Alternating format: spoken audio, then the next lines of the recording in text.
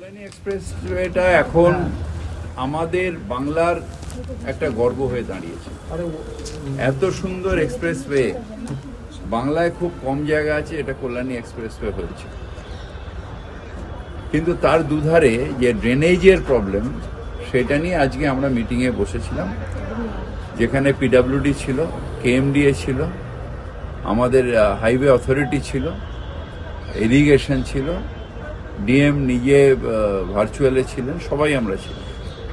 সেখানে একটা একটা করে মিউনিসিপ্যালিটি ধরে বা পঞ্চায়েত ধরে সেখানে জলটা কিভাবে যাবে, কি হবে, সেখানে কোথায় কোথায় পাম্পিং স্টেশন লাগবে, যাতে এক্সপ্রেসওয়ের যে ড্রেনেজ সেটা একটু ফল্টি ডিজাইন আছে, ড্রেনেজের ডিজাইনটা একটু ওর ড্রেনটাকে নামাতে হবে, তারপরে কিছু জায়গায় ক্যানাল কাটতে হবে।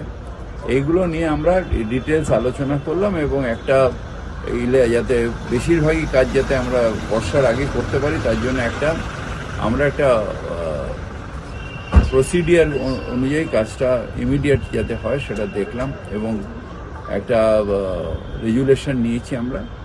এবং কিছু কিছু জায়গায় পাম্পিং স্টেশন বসে, সেগুলো একটু টাইম লাগবে, একটু অর্থ ব্যাপার আছে, তো সেইটা নিয়ে আমরা আলোচনা করে নিয়েছি এবং আস্তে আস্তে আমরা এই প্রবলেমগুলোকে সলভ করতে হবে। কারণ পানিহাটিতে জল জমে রয়েছে, নর্থ দমদমে জল জমে রয়েছে, পাটপাড়ায় জল জমে আছে।